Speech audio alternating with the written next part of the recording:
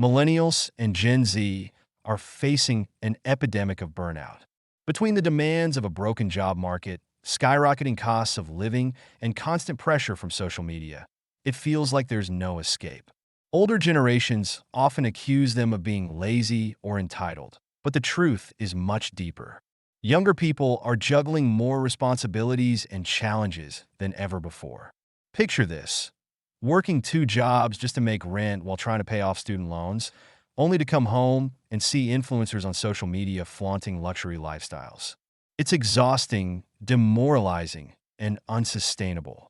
Let's explore why burnout is so common among millennials and Gen Z, the systemic issues fueling it, and what we can do to address it. What is burnout? Burnout isn't just feeling tired.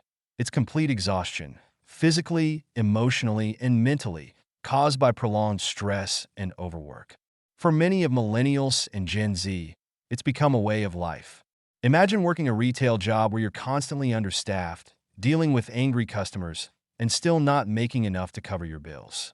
You drag yourself home, only to feel more stressed thinking about your side hustle or gig work. Burnout looks like this: you're drained, unmotivated, and struggling to complete tasks that once felt manageable.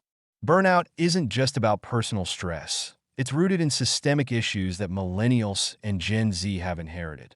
Take the job market, for instance. Many jobs demand long hours for low pay with minimal benefits. A college graduate might find themselves working in an entry-level position that pays less than what their parents made without a degree decades ago. Worse, wages haven't kept up with inflation, meaning even those working full-time struggle to make ends meet. Add in the pressure to have a side hustle, from driving for Uber to selling your things on eBay, just to afford rent, and it's no wonder burnout is increased. Financial pressures compound this stress. Millennials hold over $1.7 trillion in student loan debt, and Gen Z isn't far behind. Housing costs have soared, making it nearly impossible for younger generations to buy homes. Healthcare adds another layer of stress, with many avoiding medical care altogether because they can't afford it. Picture a young adult working a gig job without insurance, hoping they don't get sick because even a minor injury could lead to financial ruin. Social media also plays a major role in burnout. Platforms like Instagram and TikTok create a culture of constant comparison. You scroll through your feed, seeing classmates vacationing in exotic locations or influencers flaunting their dream jobs. It's hard not to feel inadequate. Social media also keeps us connected to work and life 24/7, making it impossible to fully unplug. Even when you're off the clock, you're answering emails, checking notifications, or thinking about how to market your side hustle. The impacts of burnout go far beyond feeling stressed. It's affecting every aspect of life, from mental health to personal relationships. Mental health challenges like anxiety and depression have skyrocketed among millennials and Gen Z. Think of a recent college graduate who moves back home because they can't afford rent. They feel like a failure, even though the odds are stacked against them. Burnout is real, and it's affecting all of us, especially Gen Z. It's not just about feeling tired after a long week. It's about reaching the point where you're so drained that you're just going through the motions at work, doing the bare minimum.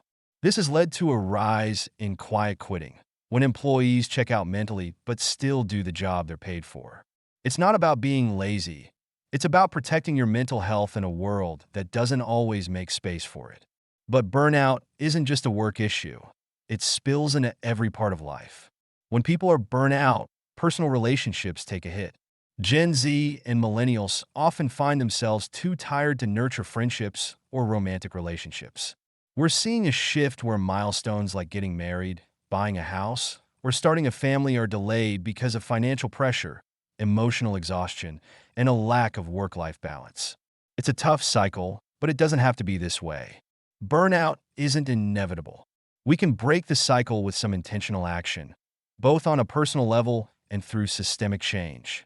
On the personal front, the key to managing burnout is setting boundaries, learning how to say no without feeling guilty. Maybe that means refusing to take on extra work, logging off social media when it starts to drain you, or blocking off evenings to just relax. Imagine being a new employee who shuts off work emails after 6 p.m., reserving evenings for family time. It's about drawing clear lines and protecting your space. Beyond work, prioritizing self-care can be a game changer. Getting enough sleep, exercising, or even talking to a therapist. Taking care of your mind and body is essential to staying resilient. These small shifts can make a big impact on your mental health. But here's the thing, personal boundaries and self-care alone won't cut it for the long haul. We need systemic change if we're going to truly fight burnout. Companies must step up and offer more than just a paycheck. They need to provide fair wages, manageable workloads, and real benefits like paid leave and healthcare. Imagine working in a place where overtime isn't expected as the norm just to keep your job. Or picture a world where students aren't buried under a mountain of debt just to get an education, and we start forgiving that debt to help people breathe easier financially. The fight against burnout is both personal and collective. We can change the way we live and work, but we need both individual actions and major reforms to make it happen. It's time to demand more for our mental health, our relationships, and our future. The evolution of workplace dissatisfaction is clear when we examine trends like quiet quitting. Quiet quitting, doing the bare minimum to reduce stress and protect mental health, became a popular term in recent years. However, as layoffs and economic instability persist and has taken hold, this describes employees who remain in unsatisfying roles because they feel trapped. Imagine staying in a job you hate, not because you want to, but because finding another opportunity seems impossible. This trend reflects the growing frustration and burnout among Gen Z workers in particular. According to the CNBC Workforce Survey, nearly half of Gen Z workers say they are coasting at work, with only 40% reporting they feel engaged. Many describe their responsibilities as uninspiring and lacking any direction. For example, a young office worker might spend their days doing repetitive data entry with no room for growth, leading to feelings of stagnation. These trends highlight the systemic issues of undervaluing entry-level employees and failing to create meaningful work environments. Boomers or older generations might criticize younger people for being too soft when it comes to dealing with burnout. They might argue that back in their day, hard work was just part of the grind, and people didn't have the luxury of focusing on self-care or setting boundaries. They may say things like, "We worked through exhaustion and still managed to succeed," or "You just need to toughen up and push through like we did." While it's true that past generations faced their own struggles, it's important to recognize the significant differences in the work environment and pressures today. For one, the job market is a lot less stable than it used to be. Younger workers face skyrocketing costs of living, student debt, and the pressure to constantly hustle in a gig economy. The pressure to always be available and productive has only intensified with technology that blurs the lines between work and personal life. And let's not forget the emotional toll of growing up in a world that's constantly shifting due to climate change, political instability, and a global pandemic. The expectation for younger generations to simply tough it out doesn't acknowledge the mental health challenges that are more openly recognized now. Burnout isn't just about being physically tired. It's a mental and emotional strain that takes a real toll on our well-being. Young people today are trying to balance careers, personal lives, and the weight of social pressures while navigating a world that feels increasingly unpredictable. Mental health awareness is at the forefront of this generation's values, and it's not a sign of weakness to prioritize it. So, while older generations might call it soft, it's really about being smart and realistic. The goal isn't to avoid hard work, but to avoid sacrificing your mental health, relationships, and long-term happiness just to survive in a system that doesn't always have your back.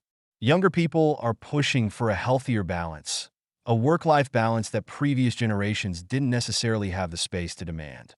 In the end, it's about creating a future where working hard doesn't mean burning out.